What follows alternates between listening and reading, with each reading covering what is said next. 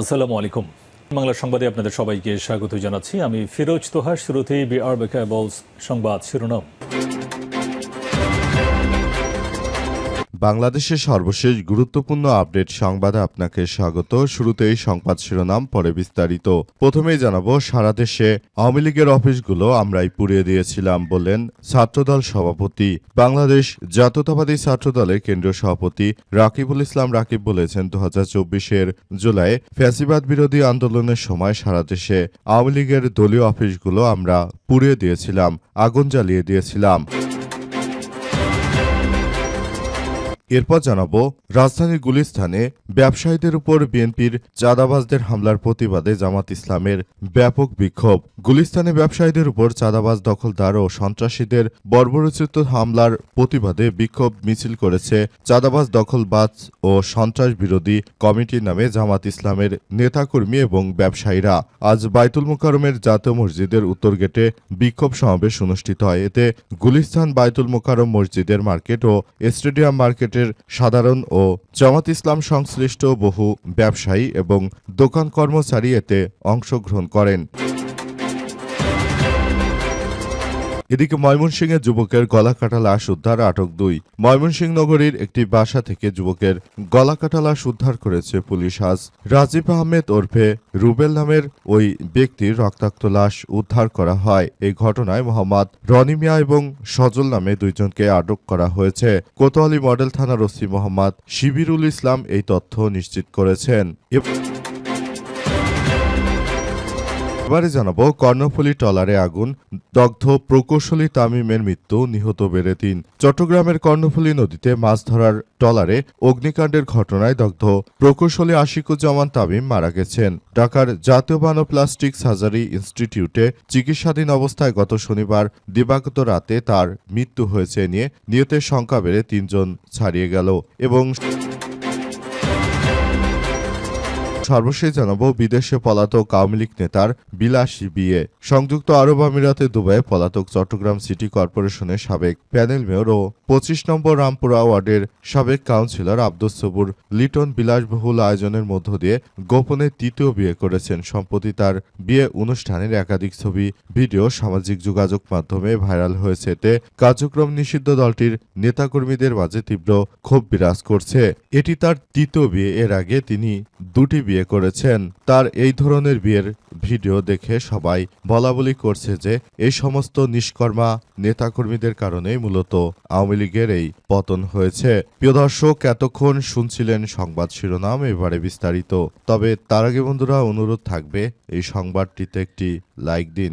এই চ্যানেলে আপনি নতুন হয়ে থাকলে আমাদের সংবাদটি দেখতে দেখতে চ্যানেলটি সাবস্ক্রাইব করে রাখুন। কমেন্ট করে বন্ধুরা আপনার মূল্যবান মতামত জানিয়ে দিন আপনি বিশ্বের কোন দেশ থেকে বা বাংলাদেশের কোন স্থান থেকে আমাদের সংবাদটি দেখছেন এবং শুনছেন। আর বন্ধুরা, সংবাদটি আপনার সোশ্যাল মিডিয়া ফেসবুকে শেয়ার করে বন্ধুদেরও দেখার সুযোগ করে দিন।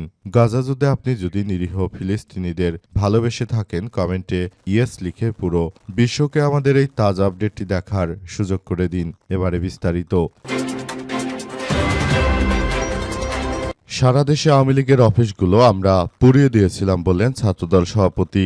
বাংলাদেশ জাতীয়তাবাদী ছাত্রদলের কেন্দ্রীয় সভাপতি রাকিবুল ইসলাম রাকিব বলেছেন যে 2024 সালে যখন গণ অভ্যুত্থান শুরু হয়েছিল তখন আমরা আওয়ামী লীগের অফিসগুলো পুড়িয়ে দিয়েছিলাম। আওয়ামী লীগের নেতৃত্ববৃন্দদেরকে আমরাই ধরে ধরে তখন অনেককে আমরা পিটিয়েছি, অনেককে বাংলাদেশ ছাড়া করেছি বলে জানান তিনি। আজ একটি সংবাদ মাধ্যমকে দেয়া এক সাক্ষাৎকারে তিনি এসব কথা জানান। এ সময় তিনি আরও জানিয়েছেন যে আমরা বাংলাদেশটাকে সুন্দরভাবে গড়ে তুলতে চাই, তবে বিগত 17 বছর ধরে তারা আমাদের উপর যে ধরনের অন্যায় ও নির্যাতন করেছে সে বিষয়গুলো আসলে মেনে নেওয়া যায় না। পুরো বিষয়গুলো আমরা খুবই গভীরভাবে দেখছি। আমরা মনে করি এই ধরনের কার্যক্রমগুলো চলমান রয়েছে এবং আমরা আওয়ামী লীগের বিরুদ্ধে ব্যাপক কার্যক্রম চালিয়ে যাচ্ছি। বিএনপি ছাড়া আওয়ামী লীগের বিরুদ্ধে কেউই যথাযথভাবে এভাবে পদক্ষেপ গ্রহণ করতে পারেনি। রাকিবুল বলেন, 4 আগস্ট ছাত্রলীগকে বিতাড়িত করার ক্ষেত্রে যাত্রাবাড়ি শাহবাগ সকল ক্ষেত্রে ছাত্রদল, যুবদল ও বিএনপির অগ্রভাবে ভূমিকা পালন করেছে। তিনি আরও জানান, সে সময় বৈষম্য বিরোধী ছাত্র আন্দোলনের নেতারা আমাদের বারবার ফোন করে সহযোগিতা চেয়েছেন, আমরা তাদের সর্বাত্মকভাবে সহযোগিতা করেছি। অনুষ্ঠানে গণ অভ্যুত্থানের প্রথম শহীদ আবু সাঈদের হত্যা রায় দ্রুত কার্যকরের দাবি জানান তার বড় ভাই আবু হোসেন। একই সঙ্গে তিনি শহীদ পরিবারের এবং আহতদের পুনর্বাসনে জুলাই স্মৃতি ফাউন্ডেশনকে আরও অগ্রণী ভূমিকা পালনের আহ্বান জানান। গুলিস্তানে ব্যবসায়ীদের উপর হামলার প্রতিবাদে জামাতের বিক্ষোভ। গুলিস্তানে ব্যবসায়ীদের উপর বিএনপির চাঁদাবাজ দখলদারদের হামলার ঘটনায় আজ ব্যাপক বিক্ষোভ মিছিল করেছে জামাত ইসলাম। এ সময় হাজার হাজার জামাতের নেতাকর্মী এবং গুলিস্তানের সাধারণ ব্যবসায়ীরা সেখানে উপস্থিত ছিলেন। তারা বলছে যে এই বিএনপি ক্ষমতায় আসার পর থেকেই তারা মূলত আমাদের উপর নানাভাবে অত্যাচার করতে শুরু করেছে। গতকাল আমরা দেখতে পেয়েছি যে সেখানে অসংখ্য মানুষকে তারা হত্যার ষড়যন্ত্র করেছিল। সেখানে জামাত ইসলামের প্রায় 25 থেকে 30 জন নেতাকর্মীকে কুপিয়ে পিটিয়ে গুরুতরভাবে আহত করেছে বিএনপির সন্ত্রাসীরা। সন্ত্রাসীদের কোনো রাজনৈতিক দল হতে পারে না বলে জানিয়েছে জামাত ইসলাম। জামাতের পক্ষ থেকে আরো বলা হয়েছে যে কোনো মূল্যে এই বিএনপির চাঁদাবাজি, রাহাজানি ও সন্ত্রাসী কার্যক্রমগুলোকে প্রতিহত করতে হবে। যে কোনো মূল্যে এই সন্ত্রাসীদেরকে প্রতিহত করার মধ্য দিয়ে আসলে এগিয়ে যেতে হবে। তারা যে ধরনের কার্যক্রম শুরু করেছে সেটা আসলে কোনোভাবেই গ্রহণযোগ্য নয়। পুরো বাংলাদেশটাকে আমরা সুন্দরভাবে সাজিয়ে গুছিয়ে যে ধরনের কার্যক্রমের মধ্যে নিয়ে যেতে চেয়েছি সেটির জন্য আসলে তারাই সব থেকে বড় বাধার সৃষ্টি করেছে। বিএনপি শুরু থেকে আমাদের বাংলাদেশটাকে যেন সুন্দরভাবে আমরা রাষ্ট্র ব্যবস্থা পরিচালনা করতে না পারি, তাই তারা চাঁদাবাজি, রাহাজানি, সন্ত্রাসী সহ বিভিন্ন কার্যক্রম চালিয়ে গেছে বলে অভিযোগ করেছে জামাত ইসলামের নেতৃত্ববৃন্দরা। ময়মনসিংহে যুবকের গলাকাটা লাশ উদ্ধার, গ্রেপ্তার 2। ময়মনসিংহ নগরীর একটি বাসা থেকে যুবকের গলাকাটা লাশ উদ্ধার করেছে পুলিশ। আজ রাজীব আহমেদ ওরফে রুবেল নামের ওই ব্যক্তির রক্তাক্ত লাশ উদ্ধার করা হয়। ঘটনায় মোহাম্মদ রনি মিয়া ও সজল নামে 2 জনকে গ্রেপ্তার করা হয়েছে। কোতোয়ালি মডেল থানার ওসি বিষয়টি নিশ্চিত করেছেন।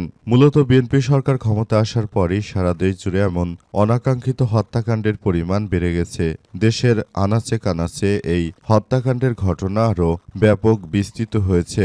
অবস্থায় তারা যদি রাষ্ট্রকাঠামো এভাবে চালাতে না পারে তাহলে ভবিষ্যতে দেশের আইনশৃঙ্খলার কাঠামো ভেঙে পড়বে। তারা যে ধরনের অন্যায়কে সমর্থন করছে সেটা কোনোভাবেই গ্রহণযোগ্য হতে পারে না। মূলত তারা যে ধরনের সন্ত্রাসী কার্যক্রমগুলোকে আশ্রয় প্রশ্রয় দিচ্ছে ও দেশের বিভিন্ন জায়গায় নেতাকর্মীরা সাধারণ মানুষকে ধরে তারপর যেভাবে হত্যাকাণ্ডের শিকার করাচ্ছে সেটি বাংলাদেশটাকে একটি নরকে পরিণত করার মধ্য দিয়ে তারা এগিয়ে নিয়ে যাচ্ছে। বিষয়গুলো কোনোভাবেই গ্রহণযোগ্য হতে পারে না। বিএনপির ব্যাপারগুলো নিয়ে ইতিমধ্যেই আসলে কার্যক্রম চালানো হচ্ছে এবং নতুন করে বাংলাদেশটাকে সুন্দরভাবে গড়ে তোলার যে দৃঢ়প্রত্যয় ব্যক্ত করেছিল জুলাই গণ অভ্যুত্থানে সেটিকে নস্যাৎ করে দিয়েছে বিএনপি। কর্ণফুলীতে ট্রলারে আগুন, দগ্ধ প্রকৌশলী তামিমের মৃত্যু, নিহত বেড়ে 3। চট্টগ্রামের কর্ণফুলী নদীতে মাছ ধরা ট্রলারে অগ্নিকাণ্ডের ঘটনায় দগ্ধ প্রকৌশলী আশিকুজ্জামান তামিম মারা গেছেন। ঢাকার জাতীয় বায়ো প্লাস্টিক সার্জারি ইনস্টিটিউটে চিকিৎসাধীন অবস্থায় তার মৃত্যু হয়েছে। গত শনিবার দিবাগত রাতে তার মৃত্যু হয়। এ নিয়ে মৃতের সংখ্যা বেড়ে 3 ছাড়িয়ে গেল। মৃত তামিমের বাড়ি চট্টগ্রামের সন্দ্বীপ উপজেলায়। বিকেলে চট্টগ্রামের বাড়িতে জানাজা শেষে তাকে দাফন করা হয়। এর আগে 30 জুন ঢাকার জাতীয় বায়ো প্লাস্টিক সার্জারি ইনস্টিটিউটে নেয়ার পথে মারা যান ট্রলারের ইঞ্জিন বিভাগের গিজার মোহাম্মদ রুবেল 32 ও শাহ আলম 40। জানা গেছে কর্ণফুলী সদরঘাট এলাকায় একটি ট্রলারে অগ্নিকাণ্ডের সময় এফভি ডিজনি ট্রলারের নাবিক নিজামুদ্দিন, মোহাম্মদ রাসেল ও সিদ্দিক আহমেদ দগ্ধ হয়। তারা চট্টগ্রাম মেডিকেল কলেজ হাসপাতালে বায়ো প্লাস্টিক সার্জারি ইনস্টিটিউটে চিকিৎসা শেষে ইতিমধ্যে হাসপাতাল থেকে ছাড়পত্র পেয়েছেন। উল্লেখ্য, গত 30 জুন দুপুরে কর্ণফুলী নদীর সদরঘাট এলাকায় নোঙর করা এফভি দেশ নামের একটি ট্রলারের ইঞ্জিন কক্ষে বিকট শব্দে বিস্ফোরণের পর অগ্নিকাণ্ডের ঘটনা ঘটে। ট্রলারের ক্যাপ্টেন জুবাইর মাহমুদ জানান যে ইঞ্জিন কক্ষ থেকে বিস্ফোরণের পর মুহূর্তেই আগুন ছড়িয়ে পড়ে এবং হতাহতের ঘটনা ঘটে। এই ঘটনায় মূলত এই হত্যাকাণ্ডের ঘটনা ঘটল এবং দেশজুড়ে এমন বিশৃঙ্খল পরিস্থিতি প্রতিনিয়ত হচ্ছে।